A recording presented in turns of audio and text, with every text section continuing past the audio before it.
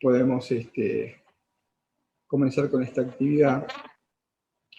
Esta actividad tiene que ver con la serie de ciclos de conferencias del Centro de Estudio de Estrategia. El Centro de Estudio de Estrategia ya hemos podido realizar la primera actividad que tuvo que ver con las estrategias de la administración pública, y a lo largo del año, en los 2 cuatrimestres, vamos teniendo invitados especiales que van tocando los distintos temas que abordamos en el Centro de Estudios, como también en la Cátedra de Administración Estratégica, y en este caso tenemos un invitado que es un poco especial para nosotros, ya que creo, está haciendo memoria, la primera vez que yo invité a Roberto, creo que fue en el 91.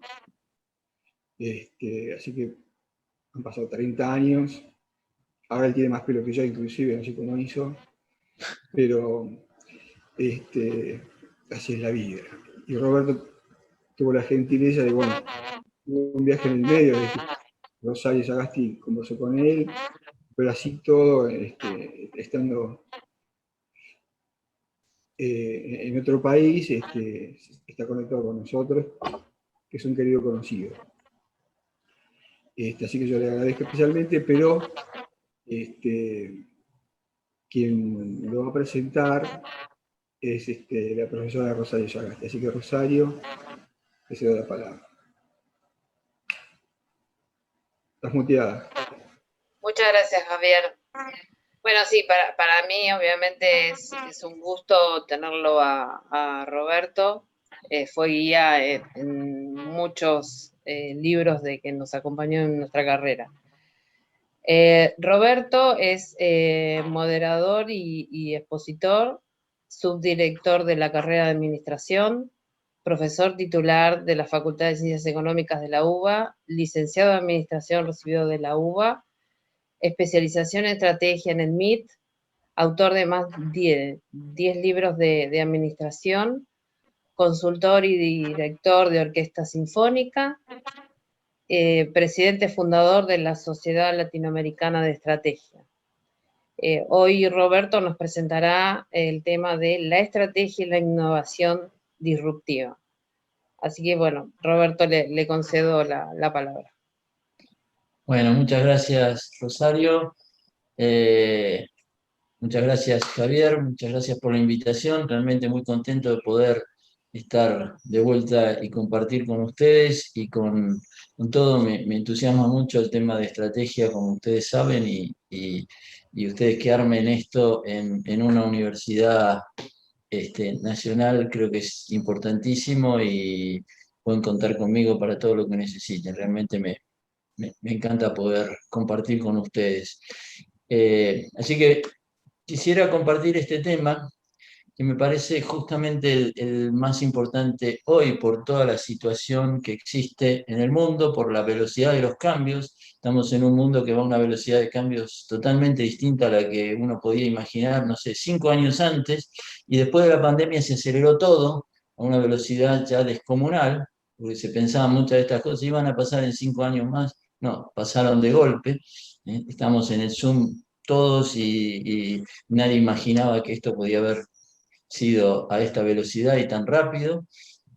La pandemia aceleró todo. Y el tema de la innovación disruptiva creo que es lo más importante hoy que uno tiene que entender. Si uno quiere desarrollar cualquier tipo de actividad, de cualquier tipo de negocio, cualquier tipo de estrategia, necesitamos entender qué es esto y cómo poder hacerlo. Entonces yo quería compartir un poco estos temas de alguna manera. Podremos pasar no sé si está abierto para poder compartir la presentación, parece que sí. Sí, sí. Entonces yo voy a ir usando la presentación esta. Lo que vemos es que es un cambio exponencial tremendo, ¿cierto? Ya nada es gradual, no existe el gradualismo, todo se mueve a una velocidad descomunal, desaparece la intermediación, la digitalización transforma todo, la automatización, y se habla de este entorno VUCA que tiene que ver con la B de volatilidad, o sea, es todo que se mueve como si fuesen, ¿no es cierto?, las acciones volátiles, que aumentan de golpe, bajan de golpe a una velocidad descomunal, o sea, es todo el entorno volátil. La U es de uncertainty, de incertidumbre, es incierto, no conocemos cómo se van a comportar las variables, se mueven a mucha velocidad. La C es de complejidad, estamos en un entorno que es complejo. Y ambiguo, la A es de ambigüedad. Ambigüedad es que podemos ver dos personas diferentes exactamente lo mismo y lo vamos a ver distinto. Entonces, estamos en este mundo que es volátil, que es incierto, que es complejo, que es ambiguo, y si uno sigue exactamente igual, y esto nos dice la teoría del caos fundamentalmente, en los puntos de bifurcación, y estamos en un punto de bifurcación grandísimo, y con la pandemia es más fuerte todavía, si uno sigue exactamente haciendo las mismas cosas que hacía antes, va derecho a la muerte. Entonces, hay que cambiar. En un punto de bifurcación, ¿qué se dice? ¿Se crece o se muere?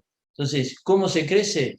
Rompiendo paradigmas, cambiando, haciendo cosas completamente diferentes. Si seguimos igual, vamos a la muerte. Fíjense, todas estas empresas que han hecho cambios, acá hay algún ejemplo de las empresas que hicieron cosas disruptivas, desde Tesla a Uber, a Globant, que es la segunda empresa más grande de Argentina hoy, Mercado Libre que debe estar por ahí, Amazon, Netflix y muchas otras que andan dando vuelta, diferentes, algunas menos conocidas, bueno, Airbnb, a Bioceres, que ahora creció enormemente, es una empresa argentina que opera globalmente, con todo lo de biotecnología y alimentos naturales, vegetales diferentes. Bueno, hay un cambio tremendo en todas las organizaciones que hacen que el mundo cambie a toda velocidad. Si yo tomo a Cathie Wood, que fue la inversora más exitosa del último año, ella dice, nosotros invertimos solamente, tiene un fondo de inversión en innovación disruptiva. Y lo que armó ella es decir, esa disrupción, esa innovación disruptiva tiene que ver con 5 plataformas. Y ahí tenemos el almacenamiento de energía, el tema de la secuencia de ADN, los blockchain, la inteligencia artificial, la robótica. Y con todo eso, 14 tecnologías nuevas. Y uniendo las dos cosas, por ejemplo, uno dice almacenamiento de energía con robótica, tenemos todo lo que es autos autónomos o movilidad autónoma en general. Entonces, ahí empiezan a aparecer todas las cosas nuevas que empiezan a incorporarse y a desarrollarse. Cuando hablamos de estrategia, estamos hablando de una apuesta y hoy le agregamos el dinámica. Es una apuesta que uno va haciendo, pero dinámica. Ya no es más una apuesta que uno hace y se queda ahí. En el momento que se quedó, se muere. Entonces es una apuesta que tengo que ir viendo las cosas para generarle el dinamismo que necesita, para lograr que la visión, lo que tenemos allá como el objetivo más importante y más a largo plazo, con el posicionamiento que queremos. Y ese posicionamiento es como queremos que nos vean de alguna manera. La innovación puede ser evolutiva o disruptiva. ¿Qué sería la innovación evolutiva? Mejorar lo que tenemos de alguna manera, evolucionar para mejorar lo que tenemos. La innovación disruptiva es romper lo que tenemos para crear otra cosa. Entonces, hoy la disruptiva es la más importante porque tenemos que romper los paradigmas, tenemos que romper y tenemos que crear otra cosa que ya es diferente a lo que está. Ejemplo, no sé, Airbnb. ¿Qué hizo en su momento? Y rompió todo el paradigma de los hoteles y atacó de alguna manera a las cadenas de hoteles, y uno empieza a decir, bueno, busco otra cosa diferente y trabajo de otra manera, ya donde cualquier persona puede entrar y alquilar su casa por el tiempo que quiera, y entonces es absolutamente disruptivo a la otra forma que teníamos. Y de ahí hay montones de formas. Por ejemplo, el tema de los autos autónomos con los autos eléctricos, ¿no es cierto? Toda esa combinación, empezó Tesla, ahora siguen algunas empresas China, pero por ejemplo General Motors planteó una estrategia hace un mes y pico, 2 meses, o en febrero, creo que fue marzo de este año, que la contó su CEO, que es una mujer, Mary Barra, y planteó el tema de decir, tenemos que, vamos a hacer un plan que ya lo tenemos, donde vamos a lanzar una cantidad de autos eléctricos y para el 2025 no vamos a fabricar más autos tradicionales. Entonces ya lo larga y lo larga con una fuerza y una velocidad descomunal para poder competir con Tesla y con todo lo que está pasando en el mundo. Si no, desaparecen. Entonces hay todo un cambio muy grande en ese sentido. Entonces aparece lo que es una estrategia evolutiva, ir mejorando las cosas y cambiando a poco, también una estrategia disruptiva, la estrategia que rompe con las cosas y empieza a cambiar. ¿Cuáles son las características fuertes de esa estrategia disruptiva? Tiene que tener poder de cambio de ¿qué? De las costumbres de los mismos clientes, de los consumidores. Tiene que cambiar sus expectativas y sus formas de consumo. Entonces le tengo que cambiar. En general, cuando uno le pregunta, y voy a hacer una investigación a un cliente y le voy a preguntar qué es lo que quiere, no sabe lo que quiere. No sabe porque no se imagina que puede existir una cosa disruptiva distinta. Entonces puedo apostar y romper, tengo que apostar a algo más a ciegas, porque no puedo hacer una investigación de mercado porque el cliente no me va a decir eso, porque no lo sabe. Entonces tengo que romper y cambiar sus costumbres, tiene que aceptar eso. Si lo acepta es disruptivo, si no lo acepta no es disruptivo. Y ahí está un poco el tema. Tengo que hacer algo que el cliente lo acepte, primero. Segundo, voy a tener que, los competidores actuales y futuros van a tener que cambiar, porque si siguen haciendo lo mismo, se mueren. Entonces tiene que empezar a cambiar. Algunos protestarán, ¿qué pasó con Uber y los taxis? Protestan una cosa u otra, pero Uber va a seguir y va a funcionar y van a copiar eso otros. Cambiar los proveedores y la industria y fundamentalmente las bases de las ventajas competitivas. Yo compito de una forma, voy a competir de otra. Ya no voy a tener las mismas ventajas, serán otras. Se necesita coraje, tengo que jugarme, tengo que arriesgarme, tengo que hacer algo que por ahí parece descabellado, tengo que tener coraje, tengo que creer en lo que yo hago y ponerle toda la fuerza y la pasión y las ganas para que eso se consiga. Tengo que imaginarme lo que quiero y tratar de, con esa imaginación, llevarlo a la práctica y tener justamente eso que es la fuerza de acción, poder ejecutarlo y poder confiar en uno mismo, que eso puede andar. Y si uno se cree en lo que uno piensa y en esa visión que tiene, puede lograrlo. Tengo que descubrir lo que va a venir, no imaginarme el pasado y depender del pasado para crear lo nuevo. Tengo que descubrir algo nuevo, tengo que descubrir el futuro, tengo que crear el futuro, tengo que buscar una forma distinta. Nosotros usamos mucho esta matriz de apuestas, donde tenemos en un eje la fuerza de las jugadas, que son las apuestas. ¿Vamos a hacer una apuesta tranquila, cómoda, débil, o vamos a hacer una apuesta fuerte para romper y cambiar la regla del juego? Podemos tener dos, una apuesta suave o una apuesta audaz. La apuesta suave mantenemos el juego que tenemos, mejoramos, es evolutivo, mejoramos lo que tenemos. Una apuesta audaz todavía no es disruptivo. Vamos a buscar lo disruptivo. ¿Cuándo es disruptivo? El otro eje. ¿Qué dice el otro eje? Cambios de patrones de los consumidores. Si el consumidor no acepta y nosotros lanzamos algo que es disruptivo, que pensamos que es disruptivo, que cambiamos la regla de juego y el consumidor no le gusta lo que hicimos, perdimos nuestra apuesta. No es disruptivo. Se produce la disrupción cuando se genera el salto de juego. ¿Qué es eso? Es cuando acepta el cliente lo que nosotros hacemos. Nosotros tiramos algo totalmente disruptivo, si al cliente lo acepta, le gusta y lo empieza a consumir, eso es disruptivo. Genera el salto de juego, deleitamos al cliente, aceptamos esto. Esa misma definición la ha planteado Jeff Bezos en el Congreso de Estados Unidos. Dice, nosotros no somos disruptivos. Si el cliente acepta lo que nosotros, cuando el cliente acepta lo que nosotros hacemos, ahí se produce la disrupción. Nosotros deleitamos al cliente, le damos cosas que al cliente le pueden gustar, si el cliente la acepta, eso es disruptivo. Es clarita la definición de disrupción, se produce cuando es aceptada por el cliente, o sea, cuando se produce el cambio de patrones. Y si los demás no cambian, los que no cambian terminan siendo jugadores dominados de eso. Fíjense, los taxis, jugadores dominados de un Uber. Y esos pierden libertad. Entonces, el que maneja el juego ahora es el que fue disruptivo. Y eso se empieza a producir por todos lados.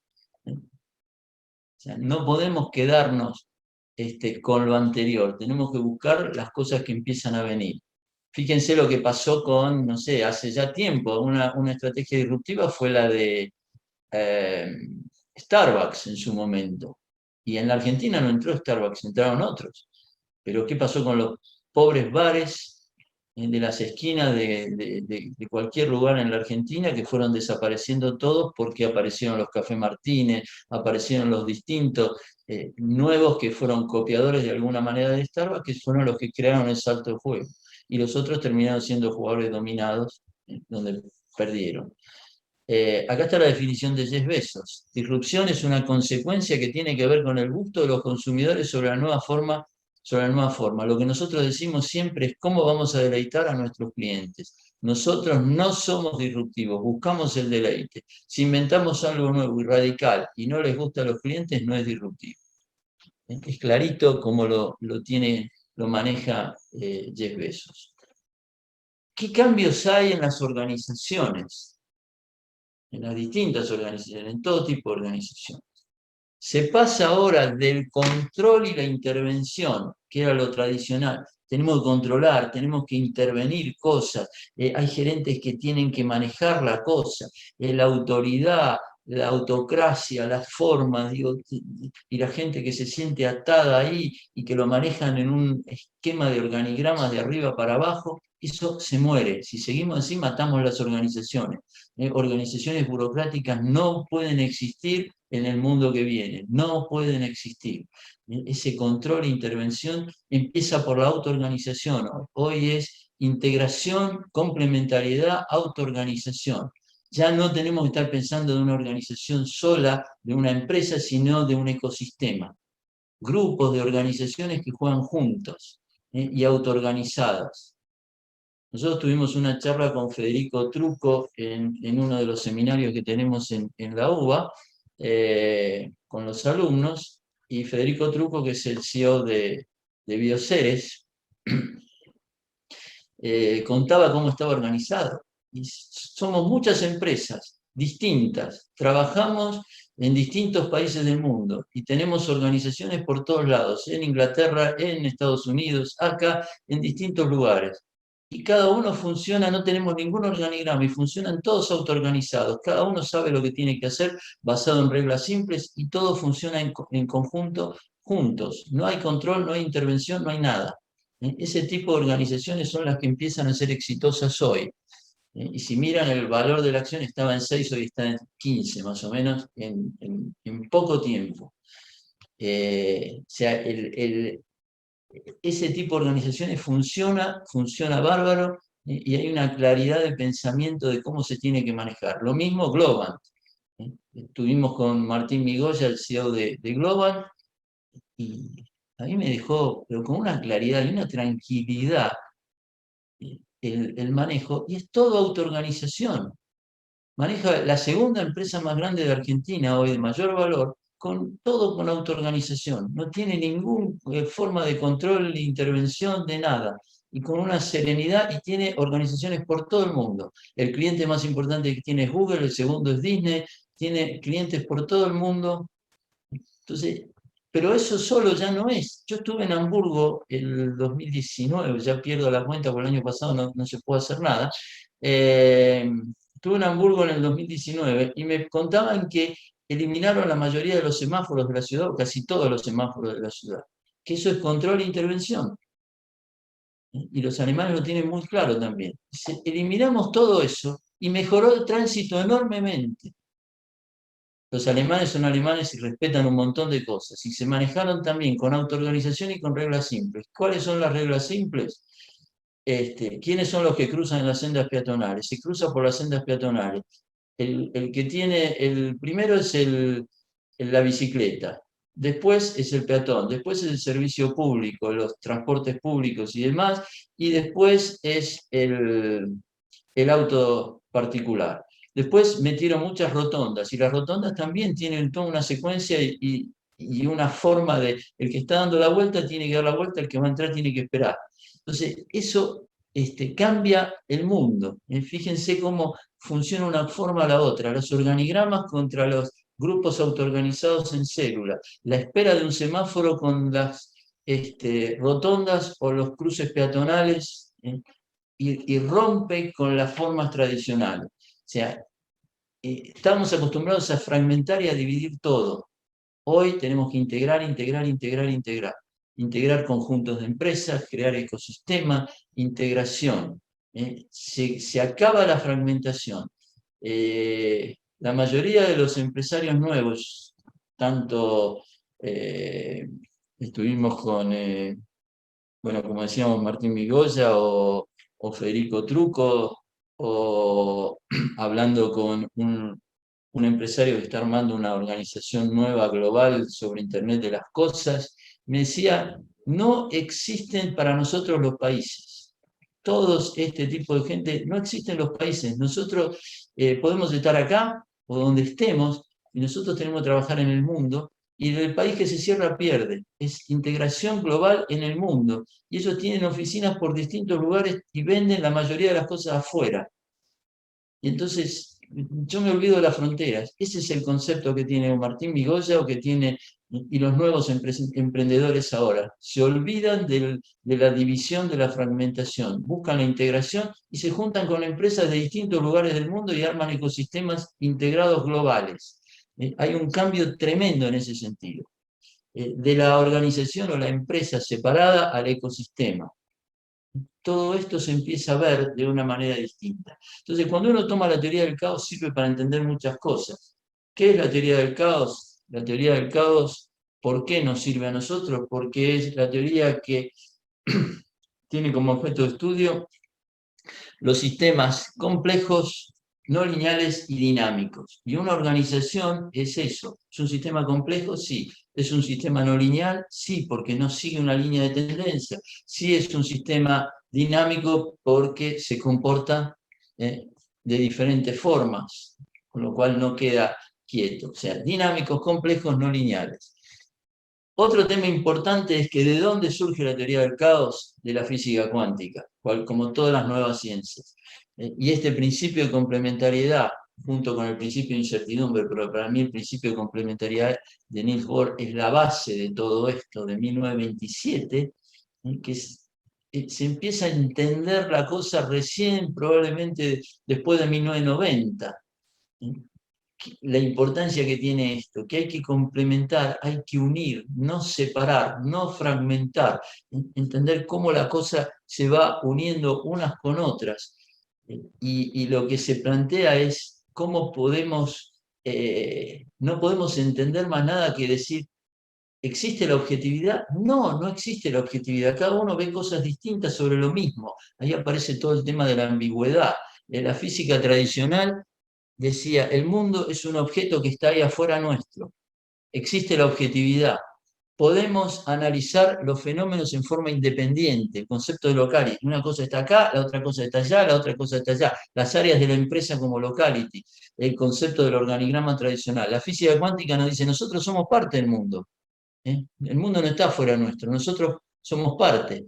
El observador, si nosotros estamos observando cualquier fenómeno y el observado, lo que estemos mirando, se complementan y están unidos.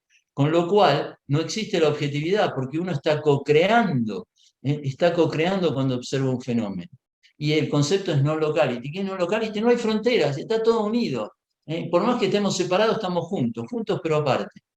Ese concepto, todo esto nos lleva a entender la cosa desde otro lado. Entonces, la física cuántica, que después sale en las otras ciencias como la teoría del caos y demás, nos empieza a mostrar esto. Esto era el locality, todo separado. Física tradicional. En no locality está todo unido. Tenemos el consumidor, las empresas, con los proveedores, con la comunidad. Esto va con las redes sociales. Y el ecosistema donde unimos otras organizaciones. Y hay otro ecosistema y puede haber otro más. Entonces el mundo está integrado de otra forma y ahí pueden haber distintos países, distintos lugares y una organización se empieza a integrar así. La teoría del caos nos muestra varios conceptos. Para mí los más fuertes es decir, hay atractores, cosas que a nosotros nos llaman la atención y nos llevan el comportamiento para un lugar, que nos podemos dejar llevar por cosas que no están enfocadas en nuestra visión. Por eso nuestro atractor principal tiene que ser la visión, lo que soñamos que queremos, y no estar dispersos para tomar distintos atractores, que pueden haber muchas cosas. Entonces, entender cuál es nuestro atractor principal y el resto de los atractores tratar de enfocarlos. Pero los puntos de bifurcación para mí es lo más importante. Aparece cuando se produce una perturbación. Hoy decíamos, ¿se crece o se muere? Y lo que dice la teoría del caos es, nunca se va a superar con herramientas del mismo nivel de complejidad que había antes. Seguimos haciendo lo mismo, vamos directo a la muerte. Este concepto es importantísimo. Y uno llega al punto de bifurcación ¿y cuándo pasa? Cuando un competidor hace algo totalmente disruptivo y golpea, cuando pasó un tema como la pandemia, que es más fuerte todavía que un punto de bifurcación, pero el punto de bifurcación más que un punto es una zona, y cuando uno hace algo disruptivo, si uno no hace nada y pasa el punto de bifurcación, entra en esa zona que normalmente se llama en teoría del caos el valle de la muerte, porque estoy en el momento de que si sigo haciendo lo mismo me voy a la muerte, entonces estoy pasando el valle de la muerte. Hay un vórtice que es el momento anterior al punto de bifurcación, que es, uy, se viene algo que no sabemos qué es, pasamos al valle de la muerte y podemos ir a la muerte o al crecimiento. ¿Por qué? Por el famoso efecto mariposa. Alta sensibilidad a las condiciones iniciales. El aleteo de una mariposa en el primer momento, que es el punto de bifurcación, es una condición inicial porque cambia todo, nos lleva a que el crecimiento sea exponencial y la caída sea exponencial. O sea, nos vamos para abajo rápido, nos vamos para arriba rápido. Pero cuando nos vamos para abajo podemos poner nosotros otro punto de bifurcación y tratar de ver si cambiamos la cosa para crecer. Y cuando nos vamos para arriba, nosotros deberíamos poner otro, y si no lo va a poner otro y nos va a tirar para abajo de nuevo. Entonces, los puntos de bifurcación los pone cualquiera. Los pone el entorno, lo ponemos nosotros o un competidor. Cualquiera los pone. Entonces, en esos puntos de bifurcación sabemos que son infinitos. Las bifurcaciones son infinitas. Podemos ir para un lado, podemos ir para el otro, y nos movemos en bifurcaciones infinitas. Y cada vez va a haber más puntos de bifurcación. Cada vez va a haber más. Es un mapa que uno tiene que tener rápido y decir, bueno, ¿cómo nos movemos? ¿Cómo hacemos? Y eso son disrupciones.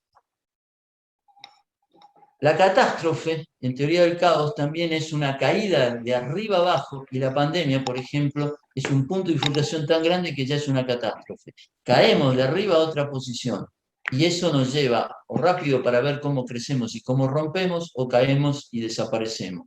Entonces, ahí estamos, ahora estamos pasando en el medio, y ya hay algunos que han salido para arriba, hay otros que se han ido para abajo y han tenido que cerrar sus negocios y demás.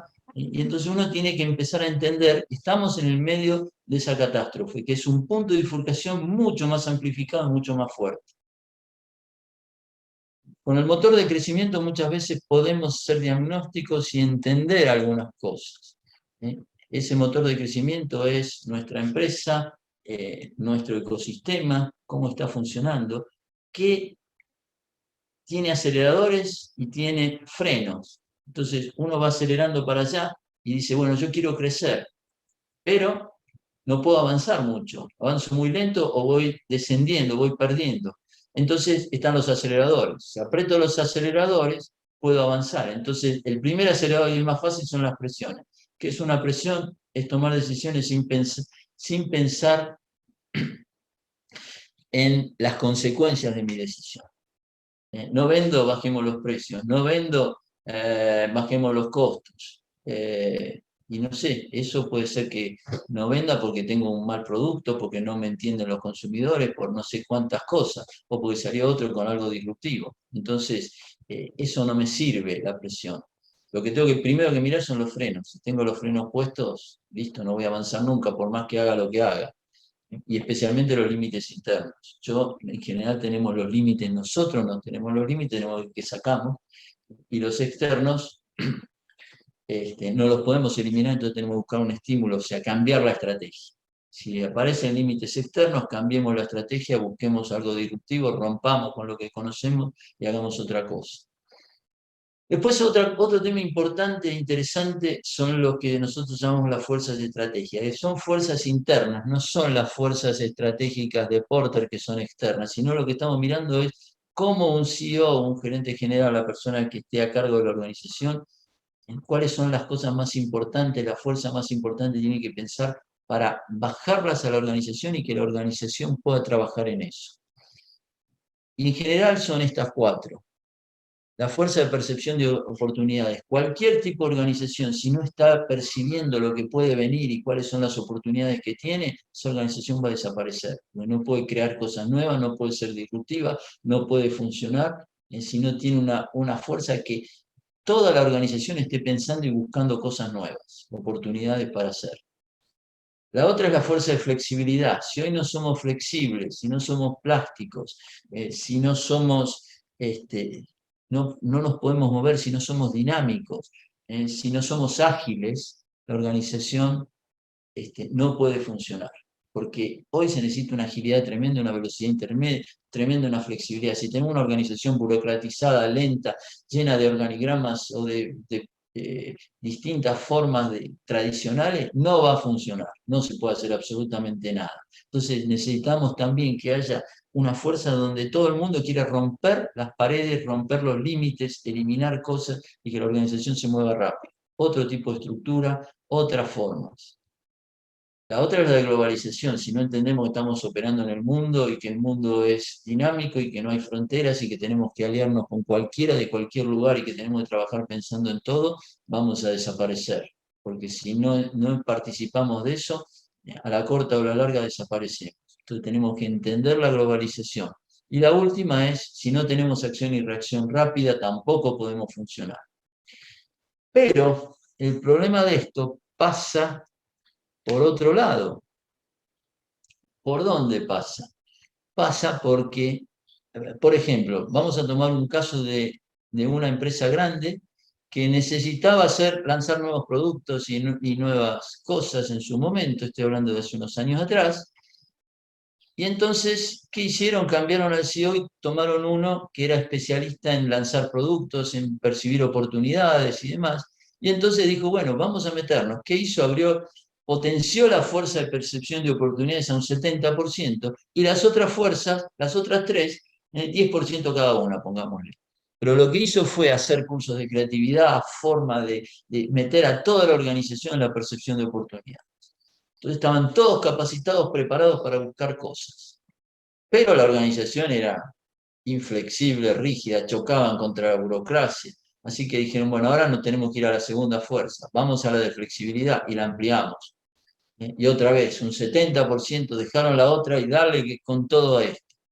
Entonces empezaron a hacer cursos de cosas, sistemas ágiles, todo lo que se pueda imaginar para romper eso.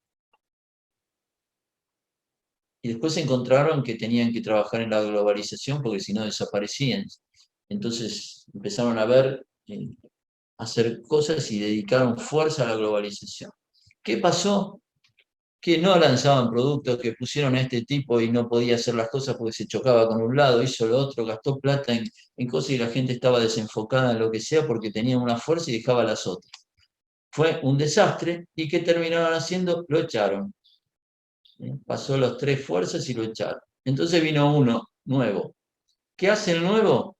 ¿Qué es lo que se imaginan que puede hacer el nuevo que viene? ¿Alguien se imagina? A ver.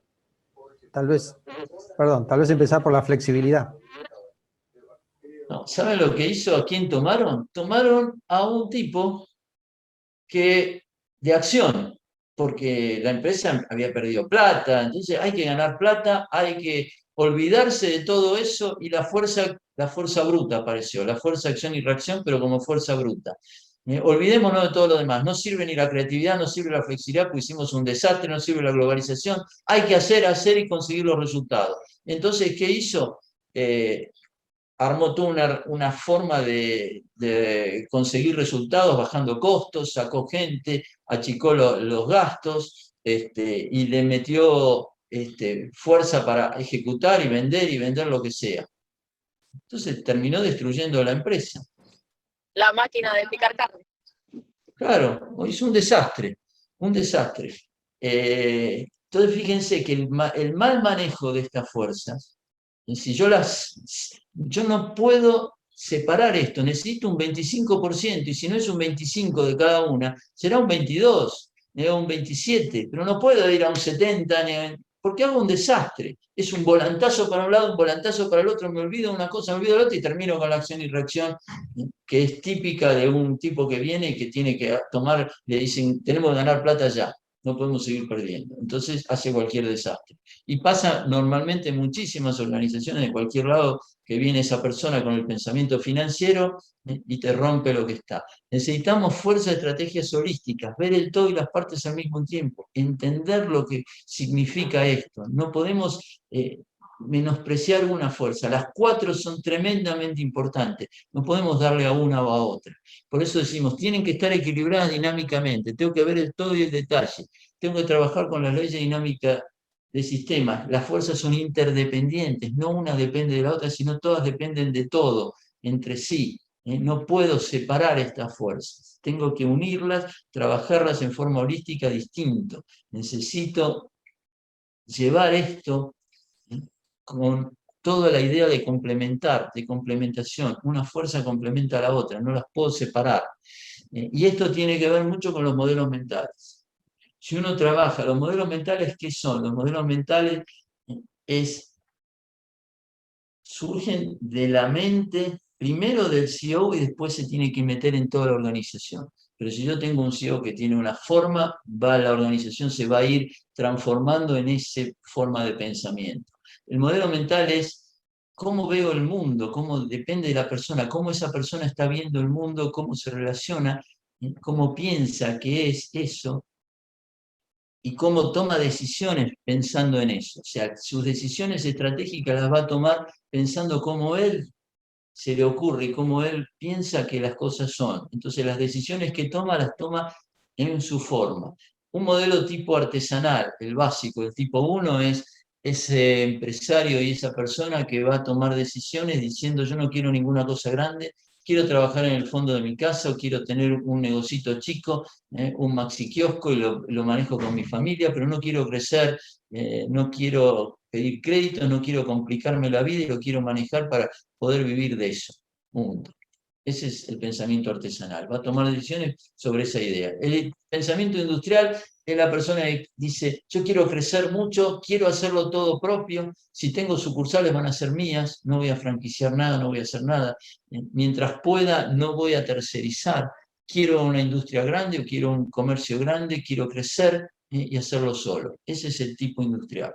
El marketinero es, el marketing lo hace todo. Voy a seguir lo que hace el industrial, pero le voy a agregar marketing para poder vender y para poder desarrollar la cosa. Pero voy a seguir con el pensamiento 2 y le voy a agregar la parte de marketing. El financiero es el que voy a mirar los números. Antes de hacer nada y tomar decisiones, a ver si me dan los números, voy a hacer clarito eso y prefiero manejar las cosas en función de cuáles son mis costos. Si yo lanzo un producto nuevo me va a complicar porque los costos, voy a ver cómo es el valor actual neto, la tasa interna de retorno, qué cosa. Pensamiento numérico basado en el corto plazo y las decisiones sin abrir la mente para el futuro. El modelo abierto es el que puede pensar en hacer franquicia, hacer licencias o tomar lo que sea. Puedo agarrar cualquiera de los pensamientos y tener la mente abierta para decidir lo que sea.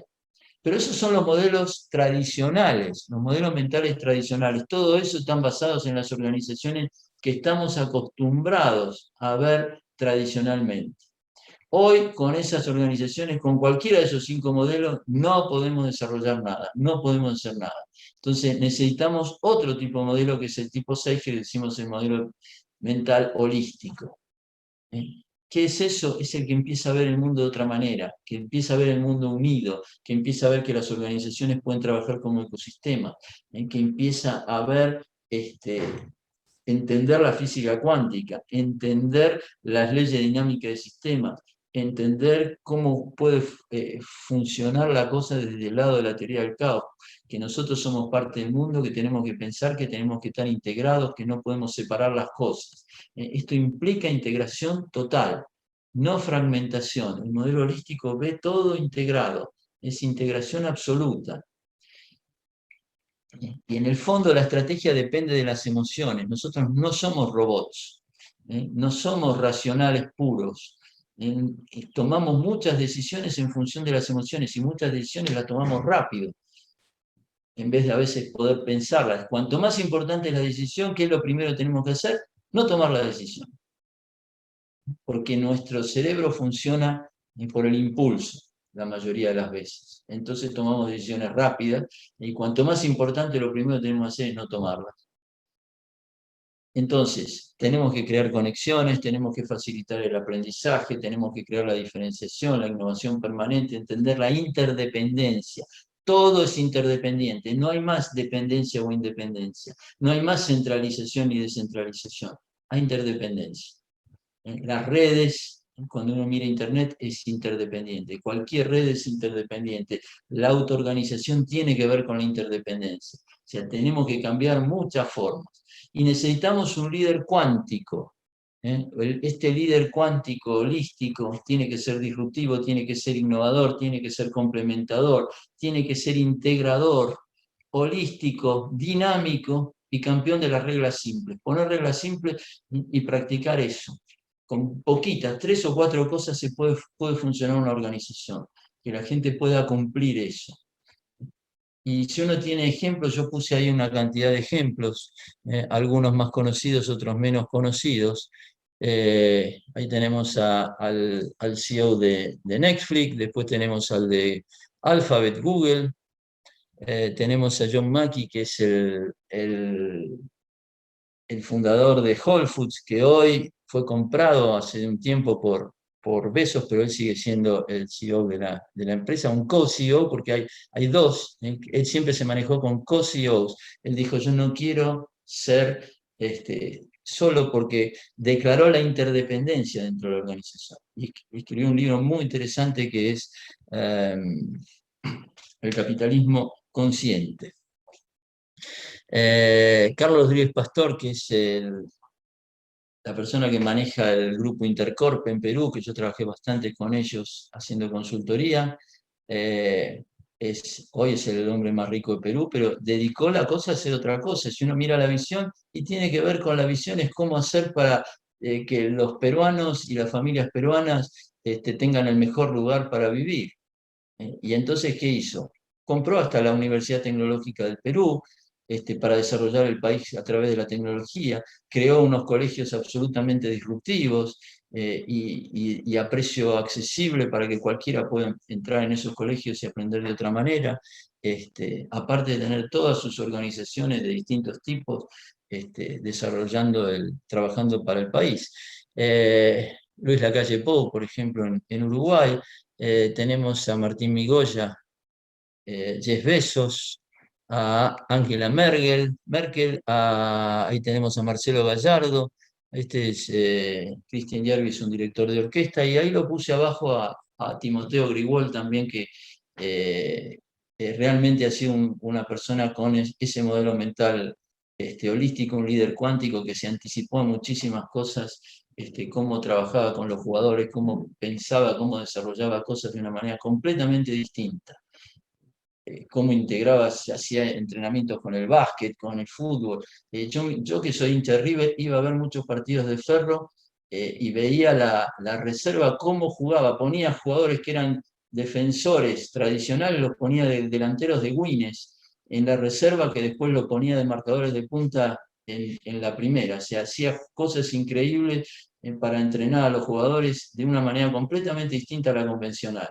Entonces, este es otro caso, absolutamente de un líder cuántico. Así que bueno, esta es un poco la idea. Necesitamos este tipo de pensamiento, este tipo de forma, este tipo de organizaciones, rompiendo fronteras, sacando los límites, borrando los límites, integrando en todos los aspectos. Creo que esta es la única manera de que se pueden hacer este tipo de cosas. Nosotros estamos haciendo seminarios de integración en la UBA ahora para tener la licenciatura en la administración, que antes se hacían de otra manera, eran tesis más.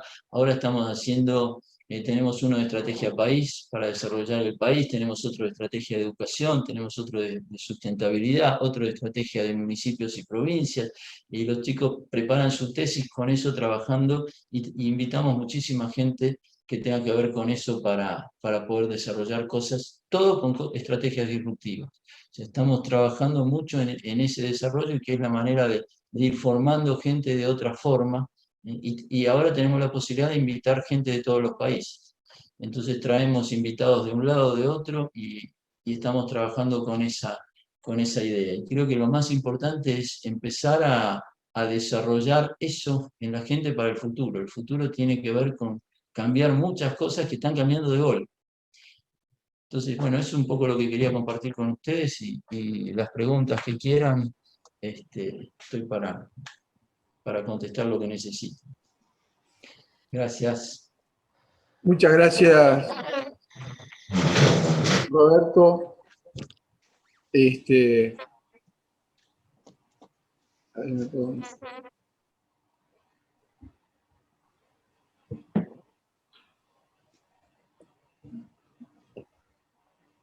Lo que te agradezco mucho. Yo ahí creo que conectamos unos ejemplos de cómo tomamos decisiones emocionales,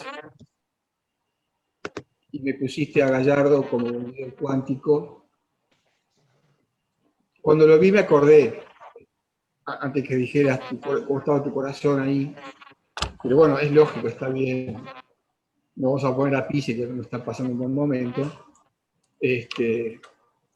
Pero te agradezco mucho, como siempre, muy claro y contundente.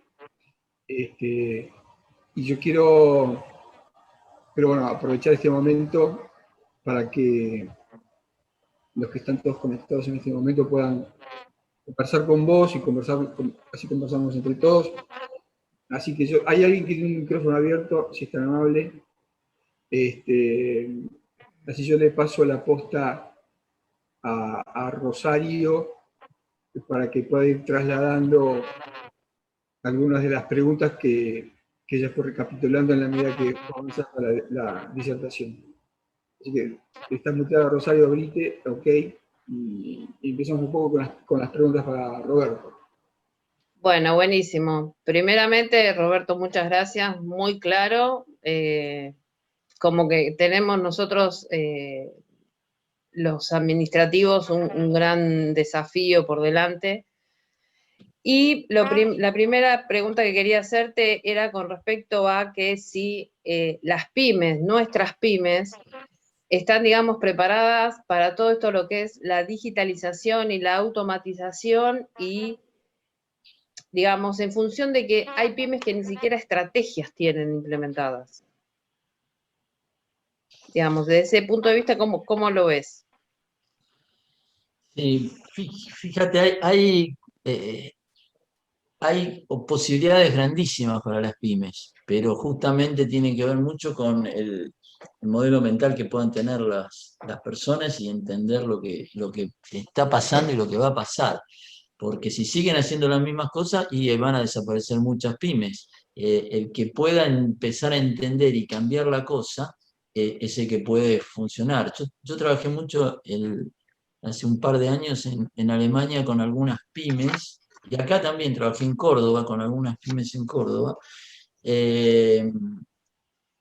que empezaron a entender la cosa, y cómo armar. Por ejemplo, muchos están trabajando en el sector de comidas saludables.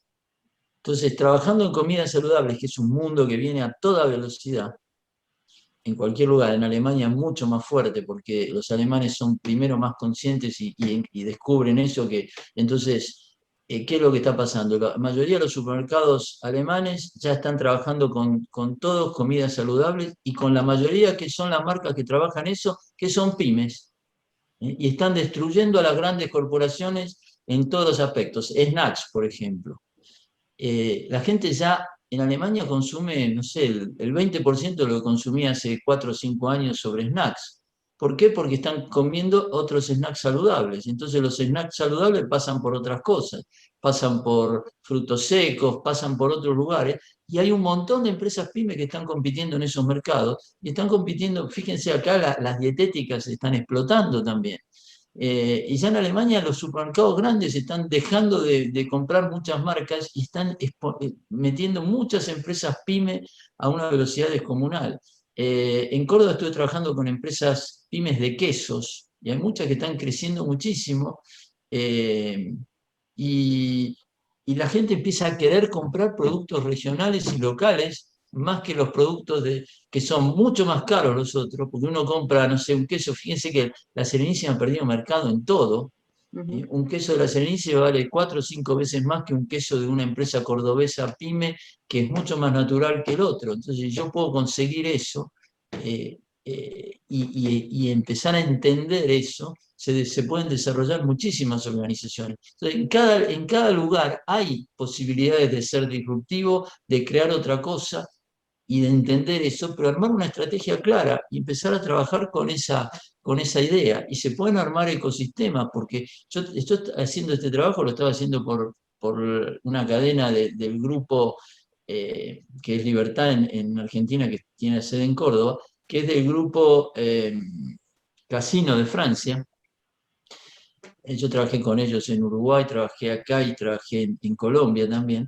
Y, y trabajé con los franceses en sí. Y me contaba el CEO, que es un francés que está en la Argentina, me contaba, recibí una orden del CEO global de Francia, que todos tenemos que desarrollar las empresas PYME en los países. Y tenemos que trabajar en un desarrollo de empresas PYME, porque queremos empezar, la gente está comprando productos locales, regionales, y no quiere comprar los productos de empresas multinacionales grandes. O sea, hay toda una onda global hacia eso y hacia trabajar en la integración de esas empresas y crear como un ecosistema, unido con esas empresas pyme, con las empresas grandes, alrededor, en este caso los supermercados. En Uruguay lo mismo. En Uruguay se han desarrollado montones de empresas chicas que funcionan bárbaro. Por ejemplo, hay empresas de cereales, el Naranjo en Uruguay, que era una empresa pyme, hoy venden más cereales que Nestlé y que Kellogg's. Entonces, hay muchas cosas que se pueden hacer. Fíjense que en Estados Unidos el que más cereales vende es Whole Foods, y no vende ninguna marca conocida. No vende ninguna marca conocida de cereales. Directamente no las vende. Como no vende Coca-Cola, como no vende las marcas conocidas. Trabaja solamente con marcas locales, regionales. Y la mayoría son empresas pymes, que ellos los ayudan, los desarrollan y los llevan. Pero hoy hay un mundo diferente. El tema es entender eso y que la gente empiece a abrir la mente para desarrollar eso. La gente joven es más fácil de entrar. Los empresarios tradicionales, gente grande, y no tienen idea de lo que es una estrategia, ni maneja una estrategia, y ni sabe lo que es estrategia. Entonces es más difícil. Pero creo que ahí hay que empezar a trabajar en esa idea de decir, bueno, hay muchísimos negocios donde las empresas pymes tienen oportunidades enormes. El tema es los modelos mentales en general. Sí. Un segundo, porque ¿cuánto pensás vos, Roberto, que influye? A ver, vos hablabas de complementariedad, de ser integrados, de ser flexibles, de no ser compartimentados, lo que es lógico y obviamente ponderable. ¿Cómo pensás vos que influye el hecho de que la Argentina, y desde la más alta cúspide, desde lo político, que después trasciende en cultural, en nuestra idiosincrasia, que hacemos exactamente todo lo contrario, ¿no? Porque ya hace unos años que estamos hablando de grieta, que es exactamente todo lo contrario a lo que estamos hablando aquí, y que en definitiva, vos decías, hay mucha gente y hay empresas que no saben lo que es estrategia. Bueno, eso es también lo que hablamos muchas veces entre nosotros en la facultad, que nuestros políticos no saben qué es estrategia, porque en definitiva no estamos poniendo ninguna política de Estado que no tenemos hace décadas. Y esto empieza a calar en nuestra cultura, en nuestra idiosincrasia, y nos engloba, nos lleva puesto también. El espectáculo que a veces dan los dirigentes es un poco lamentable, de agresiones y de poca lucidez y de poco aporte intelectual. Y lamentablemente, pues decías mucho de lo que hace Uruguay y otros países, Chile, en fin, en Latinoamérica nos están pasando, vamos yendo para atrás, ¿no? Hemos perdido posicionamiento en Latinoamérica, para no hablar del mundo. ¿Cómo piensas que esto influye en las tomas de decisiones también de las personas que están dirigiendo organizaciones. Esta cultura que se fue generando. No, es terrible, el tema es terrible, por eso nosotros decidimos, como la carrera nuestra es administración, no administración de empresas, decidimos poner estrategia país. Yo lo estoy poniendo en mi materia que se llama planeamiento estratégico con realidades y estrategia, estoy poniendo estrategia país como un punto y lo estamos dando y estamos desarrollando y estamos haciéndole que los alumnos desarrollen y le hacemos trabajar con distintos países y el concepto de estrategia país es importantísimo porque ningún gobierno, ninguno, históricamente en la Argentina habló nada de estrategia ni hizo nada, sino todo lo contrario.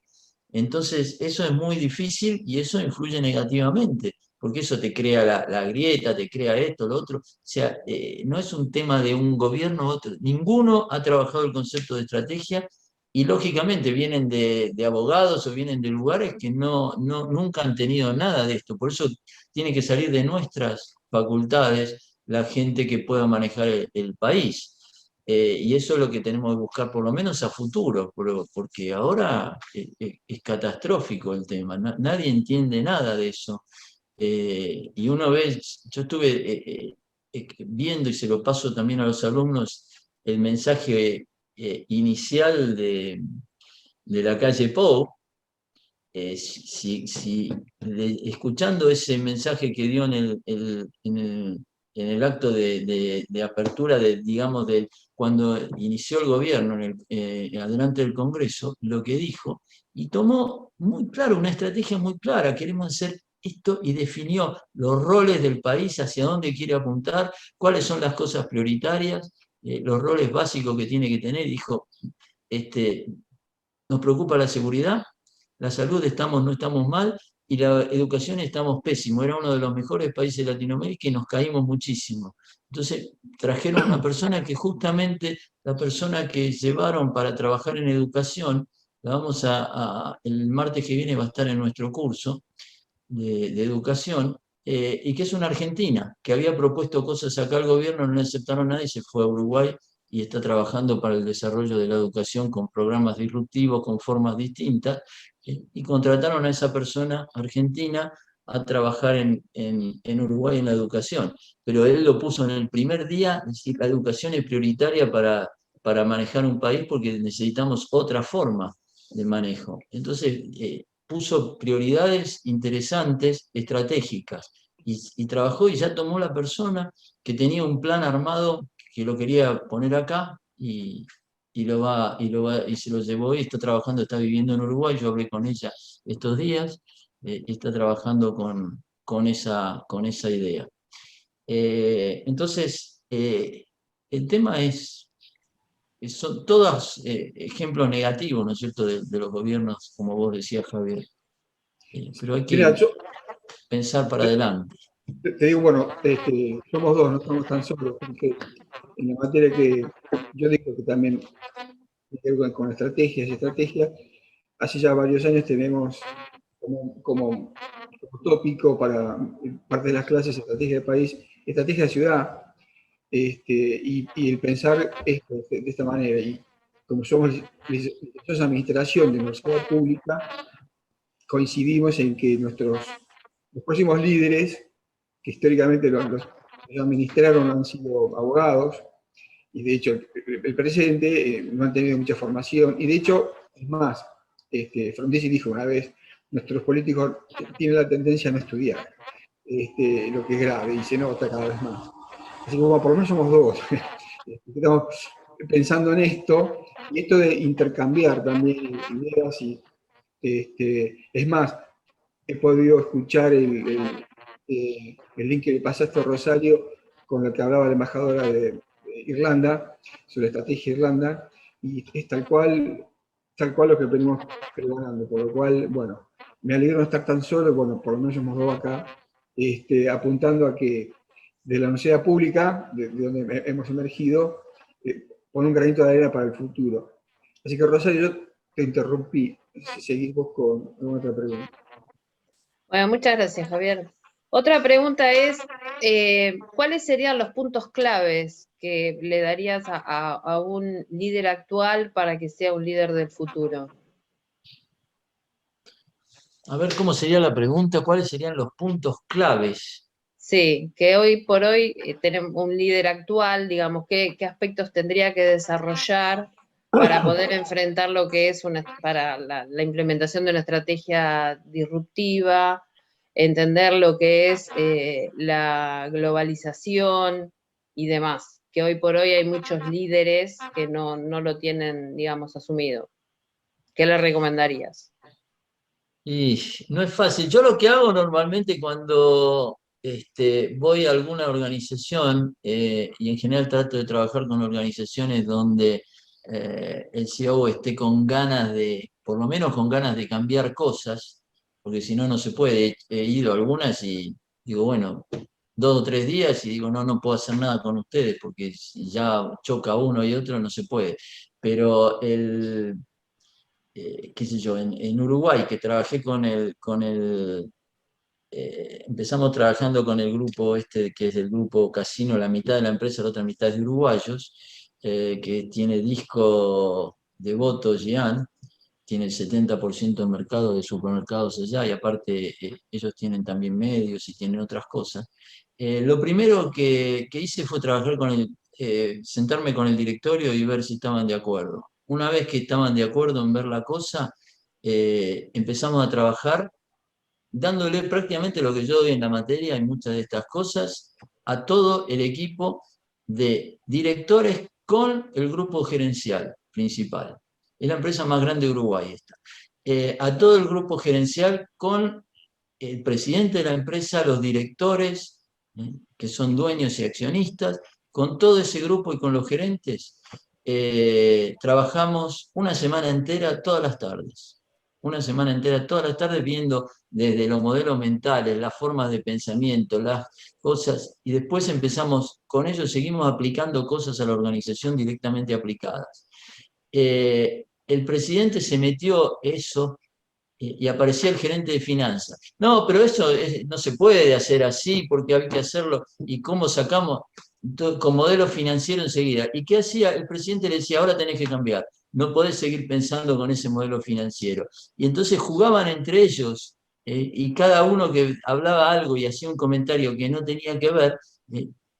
Entonces, lo primero que hacía era empezar a compatibilizar que los modelos mentales todos empiecen a entender, pero el primero que se metió fue el presidente de la empresa, que no está mucho en el manejo, pero fue el primero que se metió con los gerentes para cualquiera que metía la pata, decía, lo corregía, ¿cierto? Creo que es muy importante el tema de empezar por los modelos mentales. Primero los modelos mentales, porque si no se entiende eso no se puede hacer absolutamente nada. Entendiendo los modelos mentales, ya se puede empezar a ver otras cosas y empezar a hablar de estrategias. Pero si no puedo tener la mente clara sobre por dónde tengo que ir y cómo tengo que pensar, es muy difícil. Entonces yo les di teoría del caos, dinámica de sistemas, formas de pensamiento, todo eso, y eso lo hice con la gente, con las distintas empresas. Trabajé mucho en Perú, trabajé con gobiernos también, pero el primer tema es modelos mentales, si no, no se puede hacer absolutamente nada. Y si el modelo mental no se cambia, y no se va a cambiar nada, es perder el tiempo. En función a los modelos mentales que está comentando, digamos, ¿es más difícil aplicarlos en una administración pública que en una privada? Y en general es más difícil, en general es más difícil, pero se puede. Yo trabajé, por ejemplo, para el ICA de la OEA, que es el Instituto Interamericano de Cooperación Agrícola, tiene sede en Costa Rica, y en su momento me contrató el director general, porque había visto algún video mío, alguna cosa, bueno, y él tenía ese pensamiento, pero lo fuimos volcando con toda la organización y después hicimos en las regionales, fuimos y hacíamos una semana de capacitación con cada uno. O sea, uníamos, por ejemplo, en Colombia unimos los países de esa zona, en Perú reunimos otros, en Paraguay los del Cono Sur, en Estados Unidos unimos Canadá con México y con Estados Unidos, en Panamá unimos todos los de Centroamérica. Hicimos una semana de capacitación, hasta hicimos el juego de la cerveza, hicimos varias cosas. sobre esto le hicimos leer la quinta disciplina, distintas cosas, y después las discutíamos con ellos ahí para que empiecen a pensar de otra manera. Y ahí sí se cambiaron muchísimo los modelos mentales y se pudo desarrollar una cosa muy diferente. Y se pudo armar una estrategia. Pero tiene que haber ese tipo de cosas, porque si no es prácticamente imposible trabajar si uno piensa una cosa, otro piensa de otra manera, otro quiere ahorrar costos, otro quiere... Es muy difícil. Sí. Nosotros vemos y vimos siempre, digamos, la relación en la estructura, la cultura y la estrategia. Digamos, con la introducción de estrategias disruptivas, ¿ese concepto de estructura se modifica o sigue latiendo igual? El tema es, primero tenés que tener los modelos mentales, después tenés que ir a armar un poco toda la idea de estrategia, y después sale lo que se llama el modelo de organización, el modelo de negocio, el modelo de lo que sea, como lo que estemos trabajando. Eso lo tenés que llevar a la estructura, pero para llevarlo a la estructura tenés que, a la estructura y a la cultura, porque es unido, yo no lo puedo ver separado, las dos cosas. Pero primero tenés que trabajar los modelos mentales, después lo otro va fluyendo. ¿eh? Y por ejemplo, a mí me pasó en Perú que no cambiamos nada, cambiamos los modelos mentales y empezamos a desarrollar la estrategia. Y después la misma gente dijo, no podemos trabajar con esta estructura. Y entonces empezamos a armar una estructura por células, una estructura por grupos, rompimos todo lo que teníamos, y ellos se sintieron mucho más cómodos para poder trabajar y empezaron a trabajar en formas de autoorganización y de otra manera, pero a pedido de ellos. No fue forzado, porque cuando uno trata de forzar la estructura, en Uruguay fue lo mismo. Primero se trabajó con la estructura que estaba y después ellos pidieron, bueno, pero tenemos que hacer otra cosa. Así no podemos seguir trabajando porque estaban incómodos, no pueden trabajar con eso. Entonces salió a pedido de ellos y eso a veces es lo mejor, que ellos mismos se autoorganicen y vean que no pueden funcionar así y entonces yo los ayudé a armar otra estructura. Pero eh, eso se da, yo he trabajado con colegios también y con colegios funciona lo mismo. Y terminan cambiando la estructura, que vienen cambiando todas las cosas, pero el primer punto es los modelos mentales. Con colegios, trabajando con los dueños del colegio, después trabajando con los profesores, con los maestros y demás, y después buscando algo absolutamente disruptivo, y hemos hecho cosas muy disruptivas. Por ejemplo, en el caso del Eccleston, que es más de la zona de ustedes, yo trabajé como 10 años con ellos, hicimos una cosa, un colegio no tiene nada que ver con lo que era, y un colegio tiene muchísimos años y es familiar, es tercera generación ahora. Entonces fuimos formando y la actual directora general es nieta de los fundadores, y se formó mucho con el trabajo que hicimos y tiene un modelo mental holístico total, ¿no es cierto? Y la llevamos a ella a dar unas charlas en la UBA también, pero se formó con eso y tiene 40 años y está manejando ella las dos sedes del colegio, la de Lanús y la de Temperley. Pero Muy bien. se hizo un mundo diferente. Se puede, se puede. Poderse se Otra, puede. sí, otra pregunta es, ¿cómo hoy por hoy una organización podría trabajar como un ecosistema? Y el tema es que tiene que tener la mentalidad de unirse, de armar alianzas, ese tipo de cosas, no trabajar solo. Empiezo a unirme con uno, con otro, con otro, con otro y voy armando el ecosistema que pueda funcionar. Pero está basado en alianzas de todo tipo y a veces alianzas donde me voy a complementar. Qué sé yo, Mercado Libre tiene alianzas con Amazon, que es su competidor, y está usando el Amazon Web Service y usan muchísimas cosas y comparten información de distintas formas y arman un ecosistema juntos en muchos lugares. Entonces, hoy ya, aunque sea competidor, si trabajo juntos se entienden y funcionan cosas diferentes. Ahora Perdón, Roberto, de esta manera estaríamos como eliminando, entre comillas, las fusiones. estaríamos uniendo cosas y rompiendo la fragmentación tradicional. Entonces, yo me voy a asociar con un proveedor, pero ya no voy a ir con el proveedor a discutir los precios, ni las cosas, ni la negociación ganar-ganar o ganar-perder. Voy a ir al ganar-ganar y a unirme. No quiero que él pierda, porque si él pierde, no va a formar parte de mi ecosistema. Tenemos que ganar los dos, ganar menos los dos y unirnos. Ese es el juego. Entonces empieza a funcionar diferente la cosa. Estamos acostumbrados a negociar fuerte con el otro. Entonces yo a eso lo llamo las típicas zonas estratégicas, la zona de guerra, donde me peleo con el proveedor, me peleo con la empresa del otro lado y me peleo y termino haciendo una guerra y termino de decir, bueno, necesito esto. Y bueno, así fue Carrefour en su momento en la Argentina, ¿cierto? Peleándose con los proveedores y fundiendo a los proveedores. O sea, eso no funciona. Tengo que buscar lo que llamamos la zona de oportunidad, y la zona de oportunidad está en el ganar-ganar de todos los lados. Con los accionistas lo mismo, no le puedo dar a todos los accionistas, ni le puedo dar a todos los clientes, tengo que medir, y la zona de oportunidades está justamente en que todos puedan ganar de alguna manera, ganar menos, pero ganar todos, y entonces el ecosistema se forma en ese sentido. No cuando me voy a un extremo o al otro extremo, no, es la integración de todos, donde todos pueden ganar menos, pero ganar todos. Bien, Entonces el ecosistema se forma así. bien. Hacemos una última pregunta, Rosario, ¿te parece? Sí, perfecto. Digamos, hoy por hoy, y siempre tuvimos un gran desafío que fue la construcción de los escenarios futuros. Ante la implementación de una estrategia disruptiva y la innovación y el trabajar en ecosistema y demás, ¿piensa que es una tarea más complicada de lo que es hoy por hoy un escenario futuro? Y los escenarios futuros, en el futuro ya no se pueden averiguar demasiado, hay que crearlos.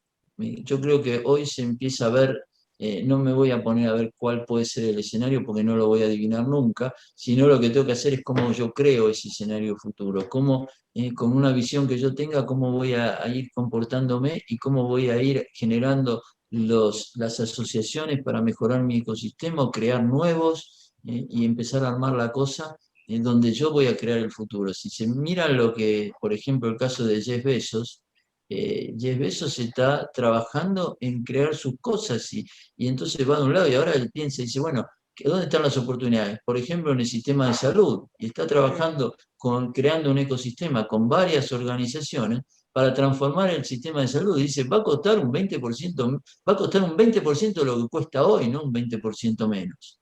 Entonces, eh, eh, va a romper eso. Hoy, qué sé yo, OSDE cuesta tanto, el otro, va a ser algo que cueste el 20% de lo que cuesta hoy en Estados Unidos y realizarlo para el mundo, una forma de un ecosistema de salud totalmente diferente.